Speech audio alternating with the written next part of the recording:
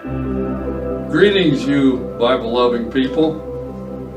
We want to offer a clear and exceptional explanation of the book of Revelation by Burton Barber. Since all was recorded in the 1970s, this will be audio, and we have added nature scenes to help.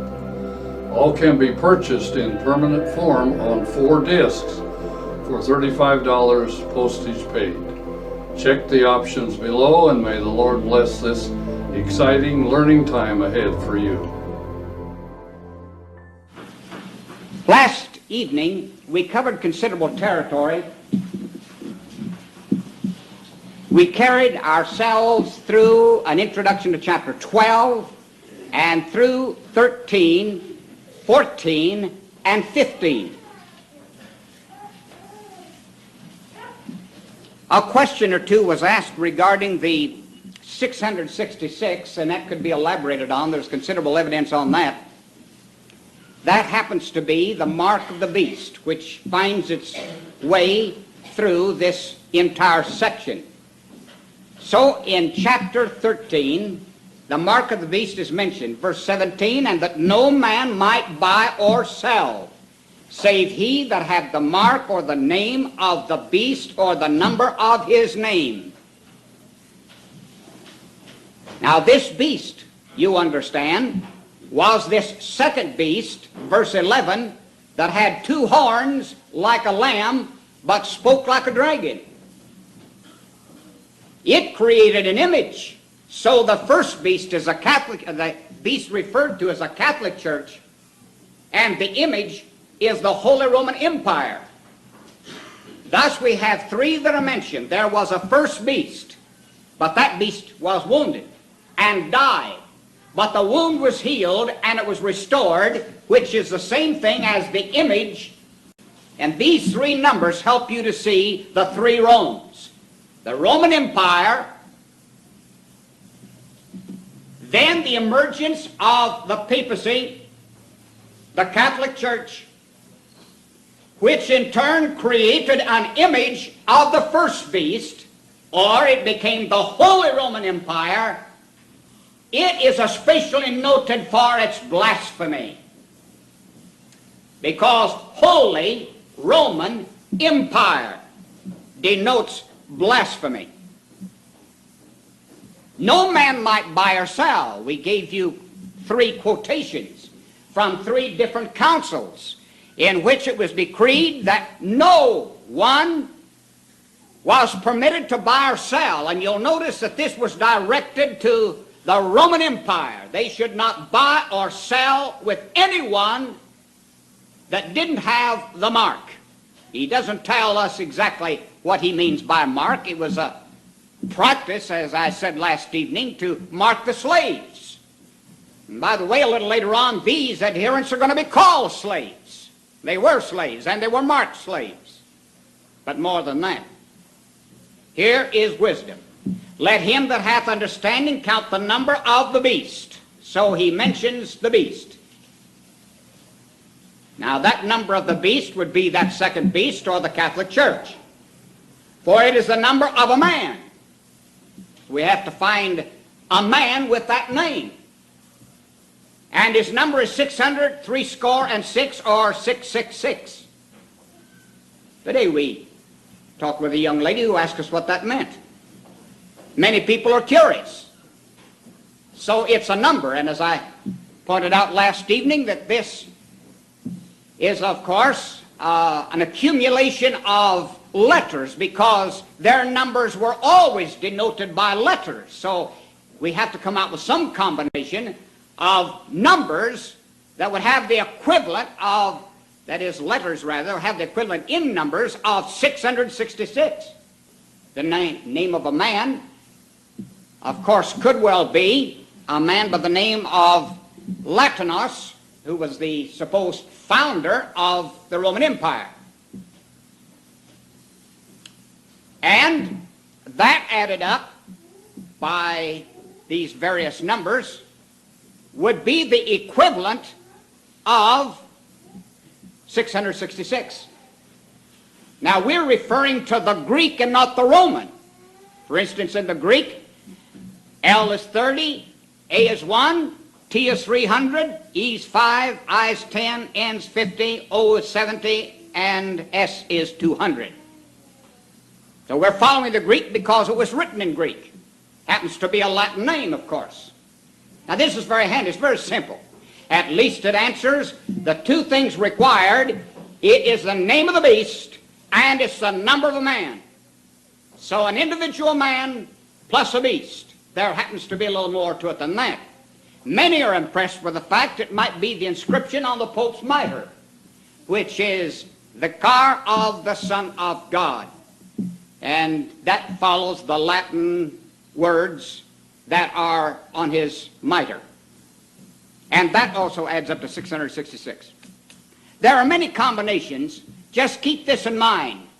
This was to denote faithfulness to the Holy Roman Empire and the Catholic Church. That's what he's pointing out, faithfulness to it. But it so happens that Latin became the word that was used to indicate both the Latin Church. If you read church history, you'll read over and over about the Latin Church. You'll say, what is the Latin Church? It's thrown in contrast to the Greek Church. So they referred to the East as the Greek Church and the West as the Latin Church. But the same thing is true of the empires. The Greek Empire, the Latin Empire. So that word Latin was used in reference both to the Holy Roman Empire and to the Catholic Church throughout the Dark Ages.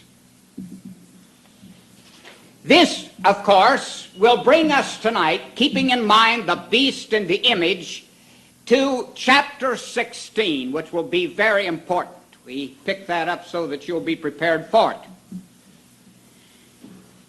In chapter 16, we have given to us the pouring out of the bowls or the vials, 7 of them. And I heard a great voice out of the temple saying to the 7 angels, go your ways and pour out the vials of the wrath of God upon the earth. And the first went and poured out his vial upon the earth, and there fell a noisome and grievous sore upon the men which had the mark of the beast, and upon them which worshipped his image. Now let me re-emphasize. Worship the image? How could they worship the Holy Roman Empire? Very simply. Calls your attention to Augustine's volume called The City of God. Volumes. It's like an encyclopedia in which at that early date of some 400, he envisioned the whole structure of what later became the Catholic Church. Now, Augustine is called the father of the Catholic Church. I wonder why the Catholic Church became what he envisioned, because that became the blueprint. We've already touched upon the fact that the Catholic Church ruled the kingdoms, set up the rulers, and deposed them, and controlled the entirety of Europe. Because Augustine saw an image, and on that image were 2 arms. One was the arm of the church, the Catholic Church, and the other was the arm of the state, or the governments. And the head of that image was the Pope himself, and he controlled the arms, said Mr. Augustine. He called him a bishop, Roman bishop, but that became a pope in, say, some 600. Now we'll see this functioning throughout the Dark Ages. So those who worshiped the beast and who worshiped the image were to suffer a noisome and grievous sore. Things were going to happen, my friend, upon the Catholic Church. You see, there had been a warning, and he's carrying the warning out. We have seen that the Catholic Church suffered much. Now we'll see that the Roman Catholic Church suffers even more. You will notice that on this Catholic Church, above it, is a darker color. It's about a brown. It's supposed to be a purple, it is, on our larger charts to show royalty. You notice how that as event after event occurred, that band widens. That's called the rise. There was a rise of the power of the papacy. There was a supremacy at the point of Innocent III, guilty III. He was the strongest of the popes to control the rulers. Gregory the Great was strong. Innocent III was stronger. He deposed many of the rulers.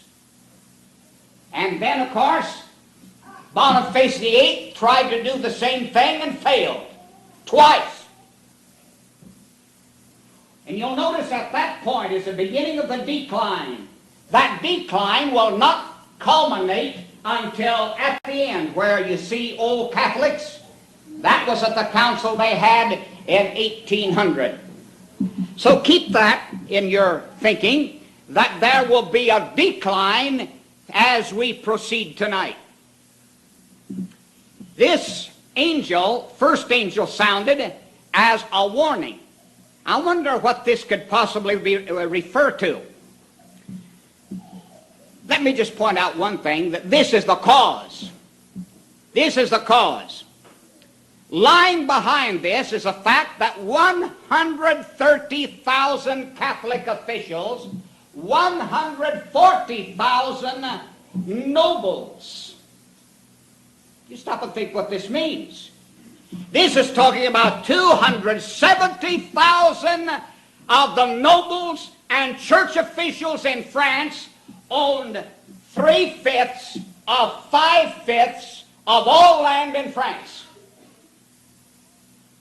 3/5 out of 5/5. That meant 2/5 paid all the taxes for 5/5. They were oppressed. You see, in studying the eve of the French Revolution, you're studying about troublous times. For some many years there was a boiling cauldron of discontent, and they were ready to slice anybody's head off. They were talking to themselves in the ghettos and in the streets, waiting for a champion. And that began in 1789. That was before the French Convention, though.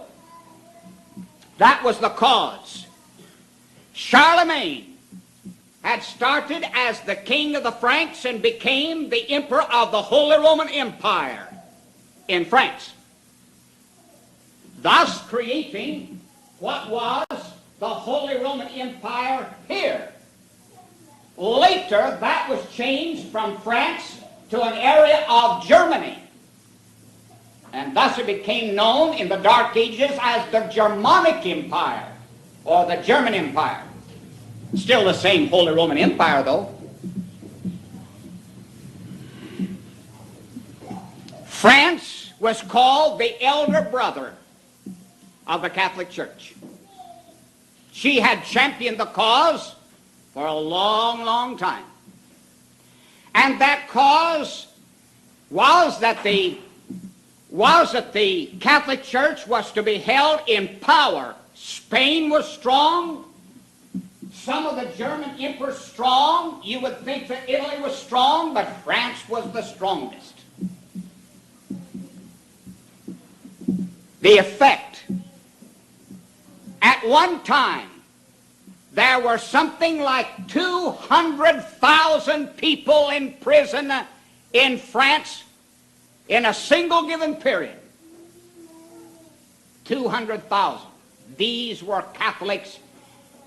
They were either church officials or they were Catholic nobles that supported the Catholic Church. So from the standpoint of these atheists from various countries that moved in for the convention, they knew that if they brought France back to where she should be, they had to destroy the Catholic Church. And that they aimed to do.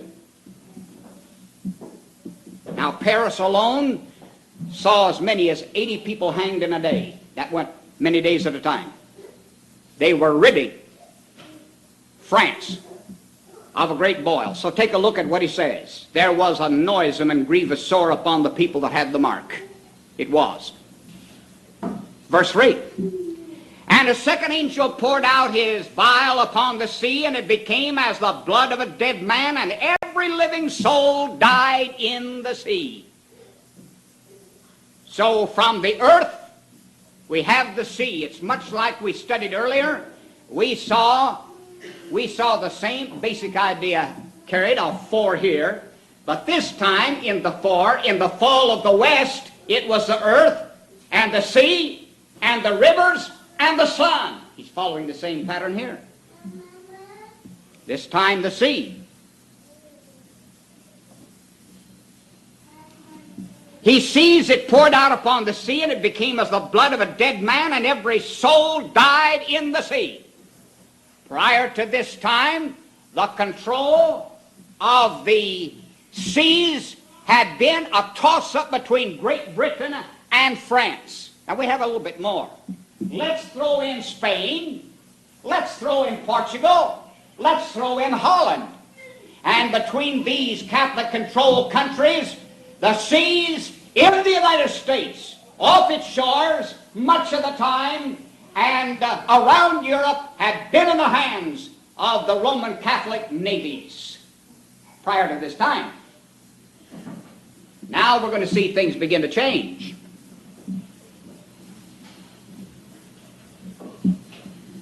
The mightiest navy struggle took place that the world had ever seen at that point. It was between chiefly England and these countries I have named: Holland, Portugal, Spain, France, and Italy.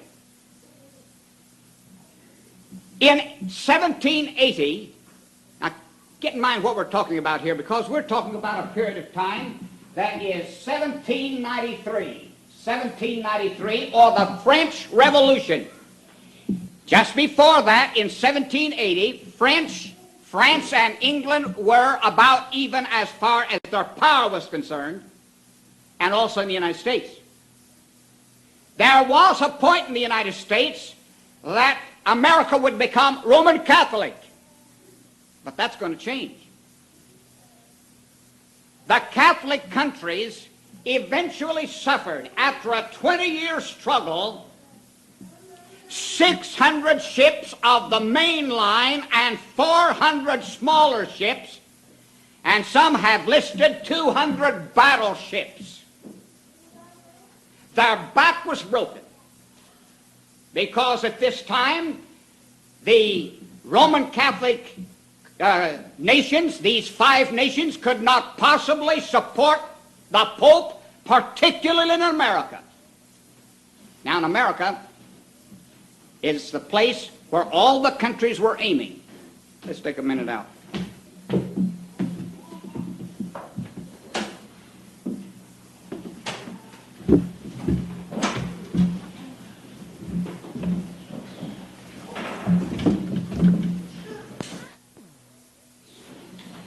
Because the old world was decayed and the new hope was in the new world. And much of this struggle was between the two powers for the sake of the United States. Now, having been in Puerto Rico, I was very interested in going back through the history, because Puerto Rico, the port itself,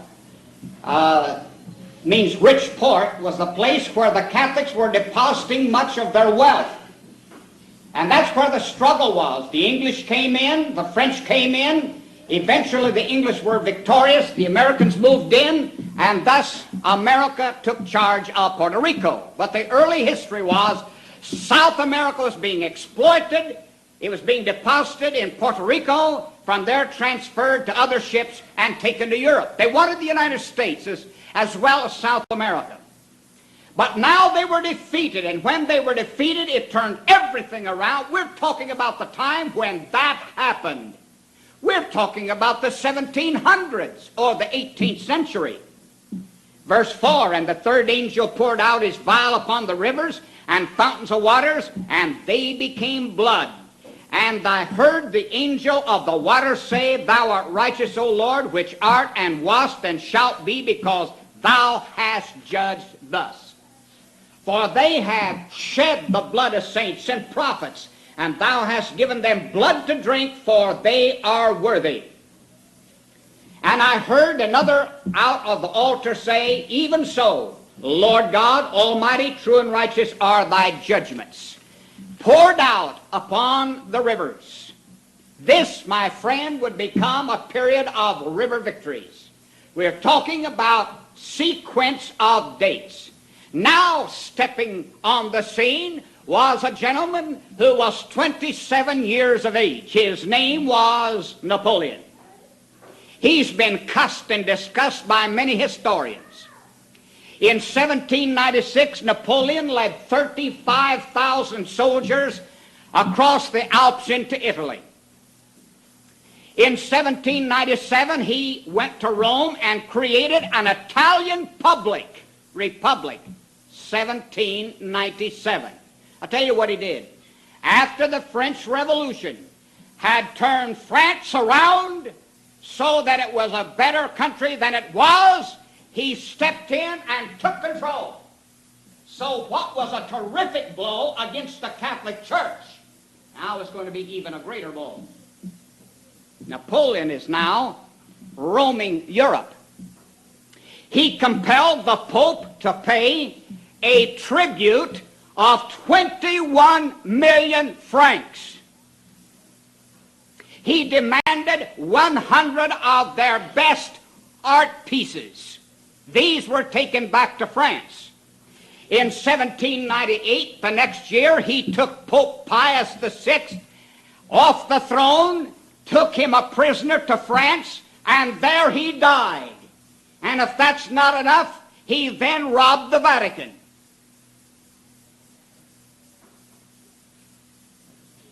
Every significant battle that was fought was upon the banks of the Po, the Ada, the Lech, the Meuse, the Rhine, the Danube, the Littens, and others. Every single battle that he fought of any significance was upon a river.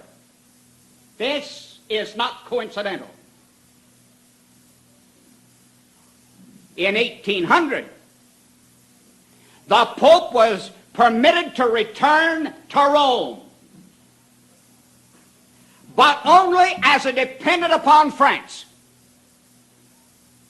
In 1804, he compelled the Pope to go to France and crown him Emperor of France.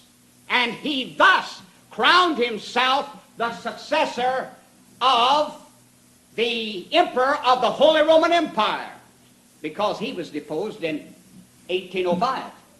He was taken off. I failed to put that on the church history chart, and I should add. That became the last of the Holy Roman Empire, and Napoleon took his place. Of course, by that time, the Emperor of the Holy Roman Empire was a weak man with very little power, but that brought the end. This becomes extremely interesting, you see, as especially we come to the fifth bowl. Verse 8, and the fourth angel poured out his vial upon the sun, and power was given unto him to scorch men with fire, and men were scorched with great heat, and blasphemed the name of God, which hath power over these plagues, and they repented not to give him glory. Now upon the sun itself, why I don't know, but in both instances, the sun is likened to the ruler himself. So this is going to be directed upon the Vatican. This will thus be called the defeat of the sun, or the defeat of the throne. The Pope was not crowned in Rome. The Pope was crowned in Venice. In 1808, Napoleon deposed Pope Pius VII and sent him as a prisoner on yon side of the Alps. Now you see, this is in reverse, isn't it, of what happened in the Dark Ages when the Pope was the king. And he was deposing emperors and setting emperors up. He was changing nations. He manipulated them just like they were puppets. Now he's being manipulated. This is a period described by historians as incessant war from 1796 unto 1818. Now, 1815, really, we'll have the date 18 in just a moment. 2 million are known to have been killed in Europe in these battles, led by Napoleon, incessant warfare. Thus, Europe was described as one monstrous military camp. There was fighting from one end to the other, to illustrate. He dethroned the king of Sardinia.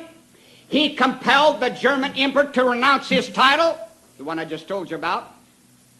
He conquered Prussia, whose king had lost half of his territory, and he made his brother Jerome the king of Westphalia.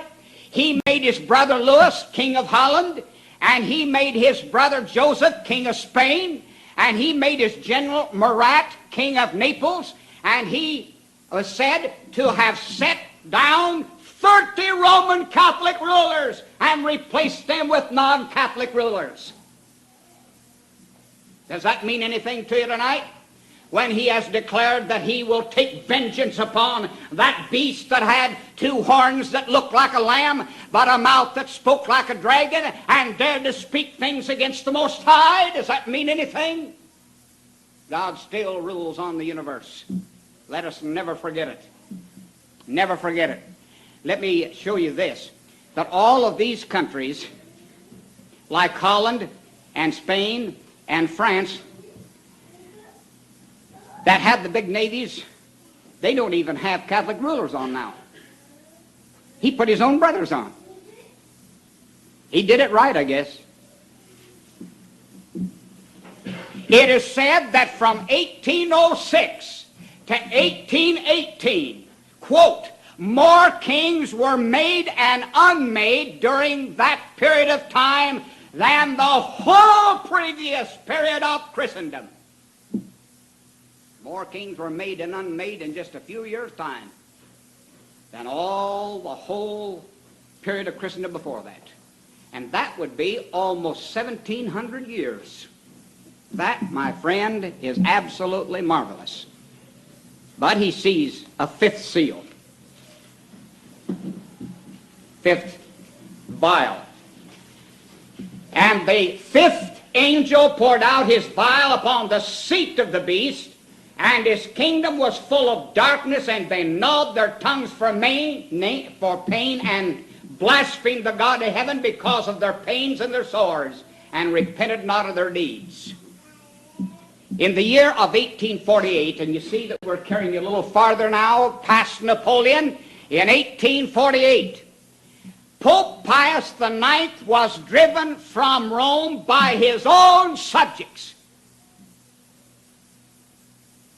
Does that mean anything to you? A man who sat upon the throne and ruled the kingdoms and ruled the people, and they were afraid of the Pope, and now they drove him out.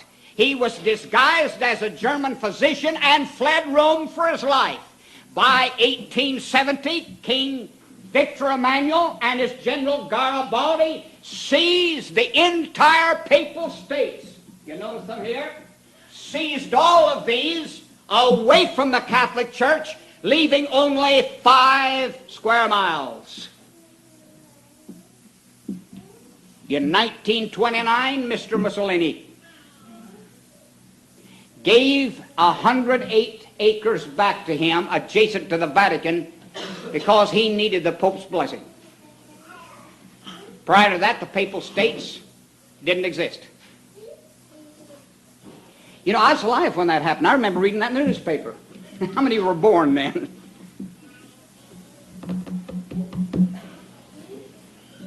I read again, verse 12. And the 6th angel poured out his vial upon the great river Euphrates, and the water thereof was dried up, that the king of the kings of the east might be prepared. And I saw 3 unclean spirits like frogs come out of the mouth of the dragon, out of the mouth of the beast, out of the mouth of the false prophet. And they are the spirits of devils working miracles, which go forth unto the kings of the earth and of the whole world, to gather them to battle of that great day of God Almighty. Behold, I come as a thief. Blessed is he that watcheth and keepeth his garments, lest he walk naked and they see his shame.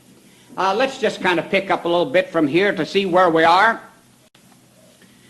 There is now a new Turkey. You notice it states that the river Euphrates was dried up.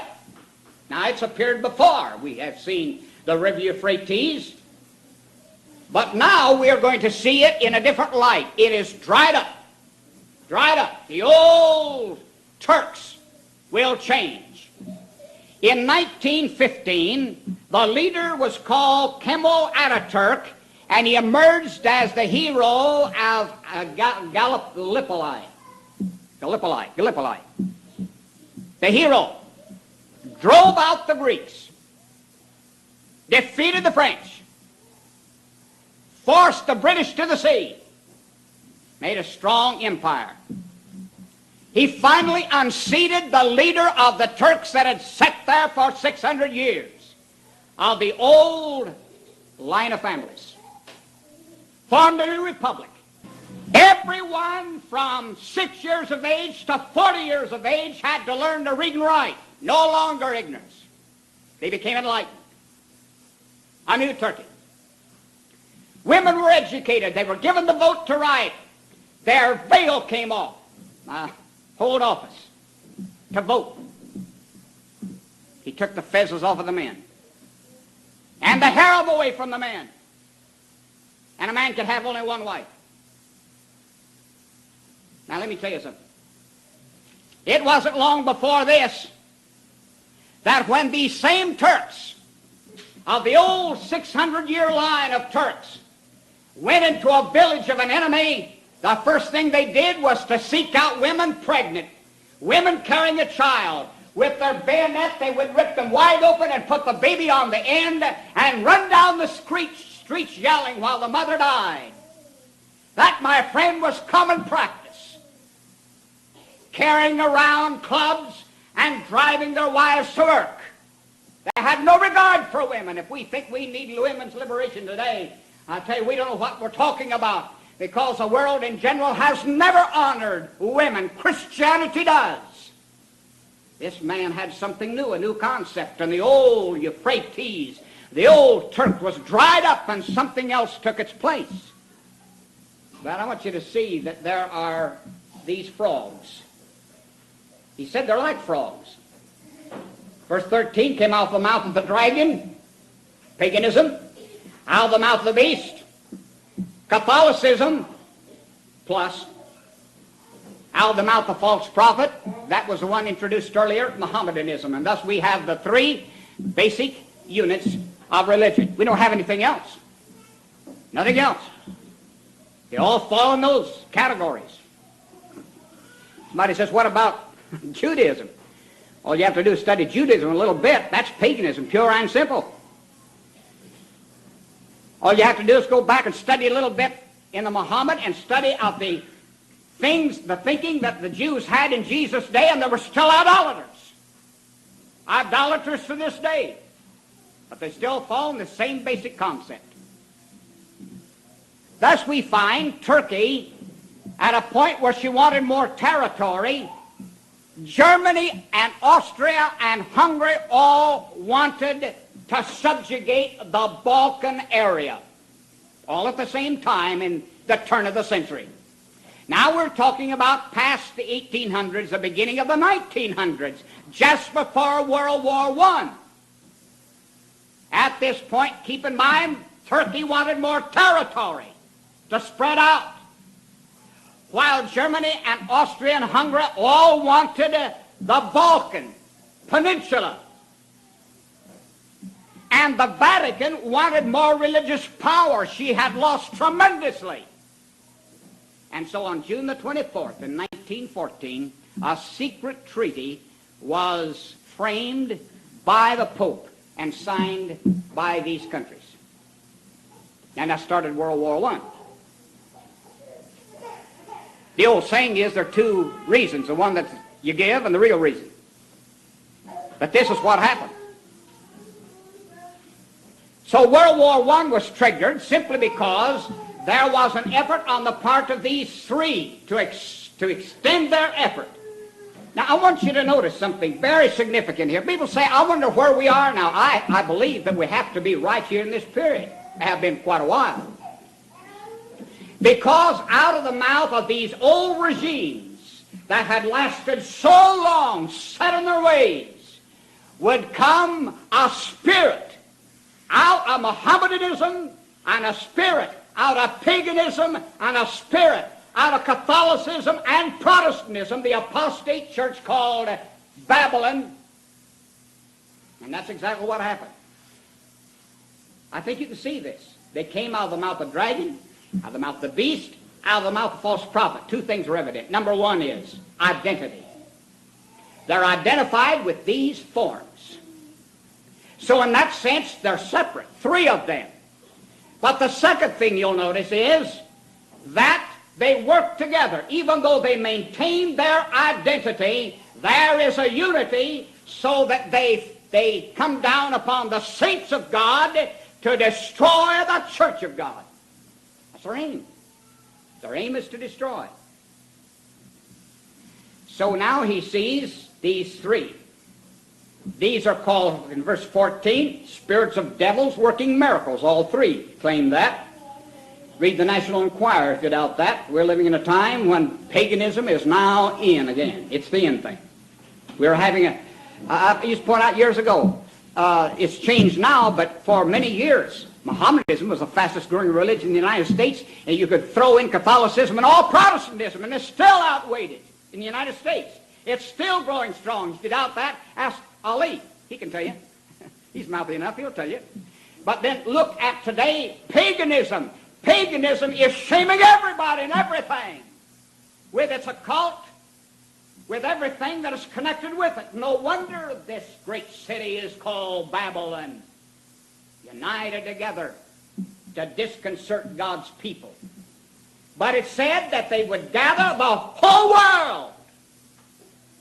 A lot of people do not know, they do not realize that this past council of the Catholic Church, in the last session they held, the Jews paid millions and millions of dollars to key members of that council to sit in on a secret council to bring about a unity to further the ecumenical movement. Yes, they did. I have the documentation on it. That's God's truth. The Catholic Church and the Jews are working hand in glove. Do you know what the payoff was? The payoff was this, that these same Catholics voted that the Jews never crucified Jesus. Have you read that? You wonder why the Jews and the Catholics are working so closely now? This is just beginning to come to the surface. There's evidence for any man that wants to read, but that's not the half of it. The Catholics and the Protestants are trying behind the scenes to get together. I mentioned the other night that the Catholic priests are being taught to immerse. You think they're becoming more like God in the Bible? That's not their aim. They are urging their people to read the Bible, but you can't unite Methodists and Lutherans and others who believe in the Bible. You can't unite people who immerse if the Catholic Church does not read the Bible and if they don't immerse. So the Catholic Church is making concessions. Yet at the same time, the Catholic Church is becoming more liberal all the time. You can see it. These seem to be contradictory. They're not contradictory at all. It's all the master plan and the scheme to be able to adjust Protestantism to Judaism and Catholicism to Protestantism. You see it all working together, and all of them working together, even have seances in their services. Did you read the other day that Billy Graham stated that there's life on Mars, and he'd probably be like the average man that you meet in town if you were to meet him? Where did he get that idea? It's not by faith. How can a man be so wild as to suppose that? There's no scientific proof. I think the experiments at Mars prove that. You know, you saw that, I suppose, that where three of these men and NASA were supposed to have said that they found evidence of life on Mars. Did you read that? I bought a copy and made a copy of it, and Marshall called my attention to it because I saw him get it. He said, well, we're going to put that in our file. You know what the evidence was? They found living beings on Mars that you couldn't see. They breathed, but you couldn't see them, you couldn't find them, there was no evidence of them, and when they died, you didn't know they died. Ridiculous. I tell you, how in the world can you say that a thing breathes and a thing eats, and you can't find the thing that he eats, and after he eats it, you can't find any evidence of it, and when he dies, you can't find evidence of it, and you can't see the thing. But all five of those men are Jews. Don't you ever forget it. All five of them. They were bound to find life on Mars, and if they couldn't find it, they're going to make it. I told Marshall, I said, I'm going to keep one thing. That was the first article that came out when they landed that thing on Mars and made their first experiment. Before they got the results back, they said, if we don't find tangible evidence of life on Mars, we're going to have to restructure evolution and re-explain it. I said to Marshall, we want to hold him to it if we can. They didn't find life on Mars. Are they trying to restructure evolution? No, they're still hanging on. You know old dogs die hard and slow. These three are working together. They don't believe alike. They are working together against God to battle of that great day of God Almighty. And I just sort of believe there's a strong possibility, though I can't guarantee anything, that we move slowly toward that final conflict between the devilish forces. Why, they're worshiping him more and more. It seems to me the devil is coming out in great pride. These are troublous days, and you know they are. And a battle of the great day of God Almighty. Behold, I come as a thief, and he connects it with his second coming. That's the way he's going to come. And that's the way he closes things down. Blessed is he that watcheth and keepeth his garments, lest he walk naked, and they see his shame. And he gathered them together into a place called in the Hebrew tongue Armageddon. Now, of course, that Armageddon comes from Harmageddon, which was hill country. It was the old battlefield. It was there Josiah the king was killed. It was there that Deborah and Barak were able to defeat Sisera, and many other significant battles were fought there. They were decisive battles, and the interesting thing is, this is supposed to be the battlefield, they tell us, where the last battle is fought, where Christ will lead his host against the devil and his host, and they can't get 10,000 soldiers in that place. You couldn't even land one of our medium bombers there. You couldn't get the thing off the ground. It's not big enough. It wouldn't even be large enough for a launching pad for one of our rockets. I can see if you've got a few soldiers fighting, you might get in that place and fight it out. But our modern warfare, friend, let's think. He's talking about a place that was noted for battles of strategic importance. He doesn't right here call it the Battle of Armageddon. He just says that he gathered them together into a place called Hebrew tongue Armageddon. And the seventh angel poured out his vial into the air, and there came a great voice out of the heaven from the throne saying, "It is done." It is done. And there were voices and thunders and lightnings, and there was a great earthquake, such as was not since men were upon the earth, so mighty an earthquake and so great. And the great city was divided in three parts, and the cities of the nations fell, and great Babylon came in remembrance before God. Now they were fighting, but they're not fighting now. To give unto her the cup of the wine of the fierceness of his wrath. This is always the language we have seen of the last day. And every island fled away, and the mountains were not found. And there fell upon men a great hail out of heaven, every stone about the weight of a talent, and men blasphemed God because of the plague of the hail, for the plague thereof is exceeding great. Someone says, you reckon that's an atomic bomb? I sort of doubt it. You know, when God ends things, he's not going to end it. He's not going to allow men to end it with an atomic bomb. Peter said that they'll melt with fervent heat, and no man pulls a trigger or pushes a button. God himself does. You say, what is that? I'll be frank, I don't know. I think it's symbolic language. I know one thing, it's explained, it's the end. That's what he calls it. It's done, ended, finished, over. That's what he's trying to get across. We saw it here. And we see it here. It's the final end. But in chapter 17, chapter 17, we covered most of this chapter when we studied 13th chapter, the beast. But let us make a rundown on this. There came one of the 7 angels which had the 7 vials, and talked with me, saying unto me, Come hither, I'll show thee the judgment of the great whore. Now at this point, he's turning to explanatory visions. He's come to the end of time, but he's backing up. And notice, from this time on, he's talking about things he's already talked about. But it's like a teacher giving a lesson in mathematics and making the run through so they get the whole gist of the thought, and saying, now let me drop back and explain a little more in detail a few points. What he's doing. So one of the angels that had the 7 vials, see, the vials already been poured out, but he comes back to explain, saying, I'll show you a little bit more. Unto thee the judgment of the great whore sitteth upon many waters, with whom the kings of the earth have committed fornication, and the inhabitants of the earth have been made drunk with the wine of her fornication. We read that last night. So he carried me away in the spirit in the wilderness, and I saw a woman sit upon a scarlet-colored beast, full of names of blasphemy, having 7 heads and 10 horns. That's the beast of chapter 13. The Roman Empire. The one that Daniel saw. And the woman was arrayed in purple and scarlet color, and decked with gold and precious stones and pearls, having a golden cup in her hand, full of abominations and filthiness of her fornication. And upon her forehead was a name written, Mystery Babylon the Great, the mother of harlots, and abomination of the earth.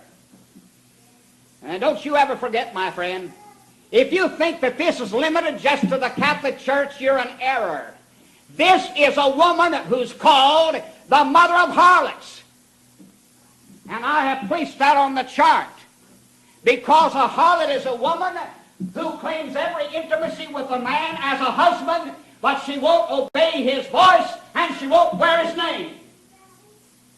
She's a harlot. And the Catholic Church is a mother of harlots. And I don't think she's too wrong when she said, we're the mother of all other churches, referring to Protestantism. Who are these harlots? I ask people sometimes. I do. Who are the harlots? Nearly every Protestant will tell you that this woman is a Catholic Church. But what about the harlots? What about the daughters? You know, when Martin Luther came out, and I appreciate Martin Luther. I don't try to beat him down. I know he wasn't right in everything, but I tell you, if we came out of the Catholic Church when he did, we probably would have brought a lot of things with us too. But you know, Martin Luther took the position, we'll throw out only the things that the Bible specifically condemns. That's why the Lutherans have an altar. That's why he wears a garment similar to a priest. Many of their practices and their language the same as the Catholic Church, and the same with the Episcopalian Church. It depends on how far down the road of Rome these people have walked as to how they will walk and how they will talk. But there are harlots. And when I designed this chart, I tried to show that these people came directly out of Roman Catholicism. And I saw the woman drunken with the blood of saints and with the blood of the martyrs of Jesus. And when I saw her, I wondered with great admiration, really great wonder or appalled. And the angel said unto me, well, why did you marvel? I'll tell thee the mystery. And of the beast that carrieth her. Now I have down here the Roman Catholic version I read from the other night, where in chapter 13 and chapter 17 in the footnote that tell us that the beast is Rome, imperial Rome. You know what I'm talking about? I'm talking about this city right here. Now if the woman sat upon Rome, and that's imperial Rome, the beast is imperial Rome, she rode the beast. We have to identify the woman. Who is she? Let's read on. This woman was riding a beast with 7 heads and 10 horns, or Rome, and the beast thou sawest was and is not slain in 476, restored in 800, ascended out of the bottomless pit, go into perdition, and they that dwell on the earth shall wonder, whose names were not written in the book of life of the foundation of the world, when they behold the beast that was, is not, and yet is. And here is the mind which hath wisdom. The 7 heads are 7 mountains on which the woman sitteth. Not real mountains. And there are 7 kings. That's what they are. They're kings or kingdoms. Forms of government. 5 are fallen. Study history. At the time John wrote, 5 forms of government had already been formed and cast aside. In 31 BC, Augustus Caesar, the first emperor, started the rule of what is known as the Roman Empire. That's the 6th, and one is. So at the time John wrote, the imperial form was in existence. The other is not yet come. We pointed out that is the Exarchata Rabina, which you'll find over here, the Exarchata Rabina, that lasted a short space, he said. And the beast that was and is not, that is the beast that was destroyed and then restored or killed and brought to life again, he's the 8th. How can he be the 8th when there were only 7? He adds, and is of the 7. Which 7? Imperial form. That's what was restored. And goeth into perdition. And the 10 horns which thou sawest are 10 kings, which have received no kingdom as yet, but received power as kings 1 hour with the beast. It was an empire. They weren't independent kingdoms. These have one mind. Surely, it was an empire. And shall give their power and strength unto the beast. So all of Europe did that for a long time. These shall make war with the Lamb, and the Lamb shall overcome them. Not instantly, but eventually. For he is the Lord of lords, and the King of kings. And they that are with him are called and chosen and faithful. That's us. And he saith unto me, the waters which thou sawest where the whore sitteth are peoples and multitudes and nations and tongues. So the Catholic Church ruled over many nations, many people, many languages. That was a universal rule.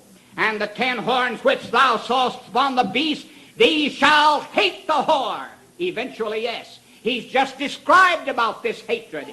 And shall make her desolate and naked, shall eat her flesh, and burn her with fire, for God hath put it into their hearts to fulfill his will, and to agree and give their kingdom unto the beast until the words of God shall be fulfilled. And the woman which thou sawest is that great city. Now we have her called Babylon. She's called previously in verse 5, Mystery Babylon the Great. Now he says the woman is the city that reigneth over the kings of the earth. In this you'll find 2 good wives, two women rather, a good one and a bad one. The bride of Christ, and then we find the great city of Babylon, called the mother of harlots. 2 women. Also described as 2 cities, the city of God, and the same one, Mystery Babylon the great city. We've described that city before. I want you to note one thing in passing. He tells us that these 10 horns that supported the Catholic Church, making it the great Roman Empire, Holy Roman Empire, supporting the Catholic Church for so long, eventually came to hate the whore and destroyed her. We have studied that tonight. We have seen how these nations eventually stood on their feet and said, you will not rule over us anymore. Look at it from church history. They learned because of the translated Bible in 1450 that could be put on a printing press with movable type. And people read the Bible. Even though it was a death penalty to be found with the Bible, they hazarded their lives and read the Bible. They became discontented. They started a movement of reformation, but you don't reform a decadent institution. And so the Roman Catholic Church did what they could. They tried to kill Martin Luther. They did kill some, but still their voice rang out. And unfortunately splintered in different directions. And eventually these people rose and said, we'll destroy the Catholic Church, and they did, even if they had to use a man like Napoleon to assist in it. Now just take a look and we'll find at the end that there was no such thing as papal states. The political power had been weakened. Eventually the political power was destroyed, but now even the religious power was minimized. The Pope was humiliated. But throughout all of this, when you study history, you're amazed. The Pope was exiled. Popes died in prison. The Vatican was robbed twice.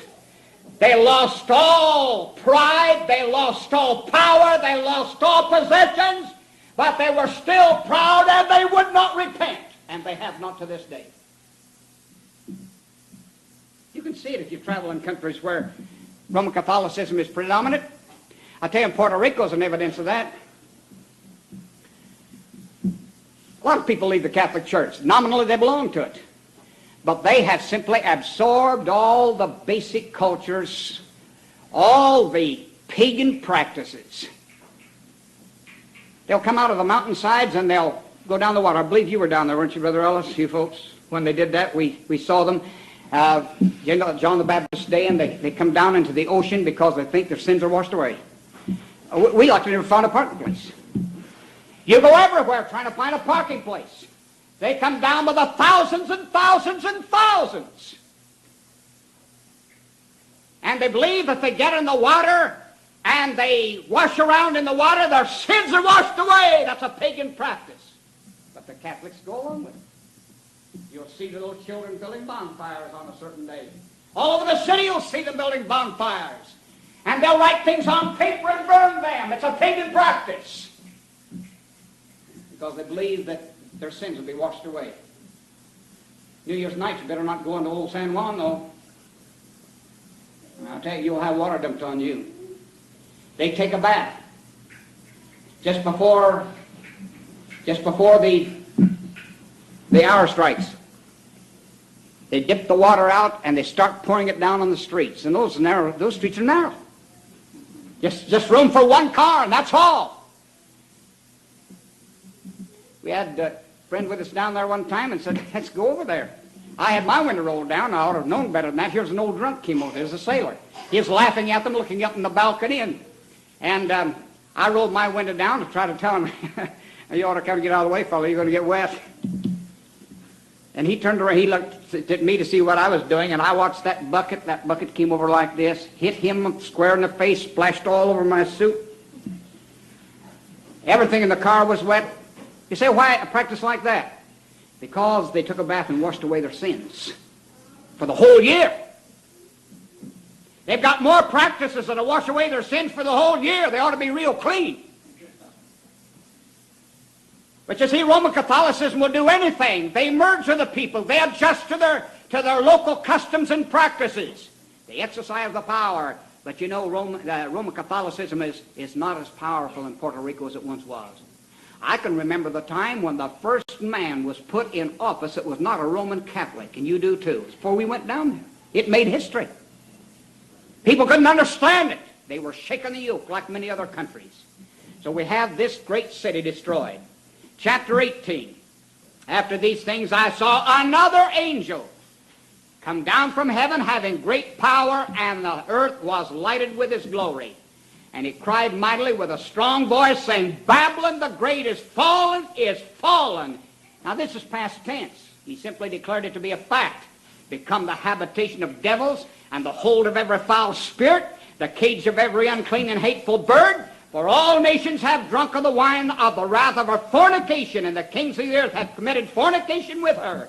And the merchants of the earth are waxed rich through the abundance of her delicacies. Now we close with that point. That's the introduction to what he's going to say. From there on, he describes how that people had become rich and wealthy and powerful and strong through cooperating with Roman Catholicism. No wonder they wept, they wailed at the fall of Roman Catholicism. We have chosen to sing a song tonight that talks about the great victory and the great glory. We sang it the other night, 185, conquering now and still to conquer. I think we'll sing all three stanzas of these, and let's try to sing it with our hearts. Conquering now and still to conquer, ride up a king in his might.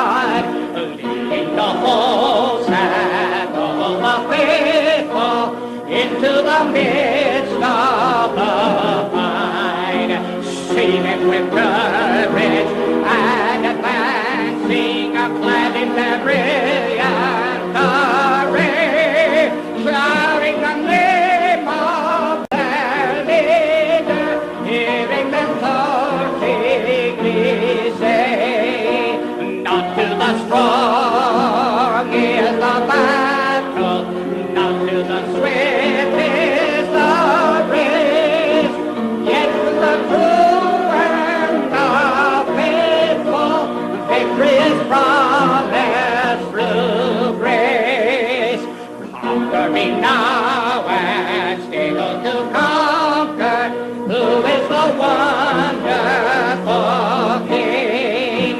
Where shall the armies which he leadeth, while of his glory they sing?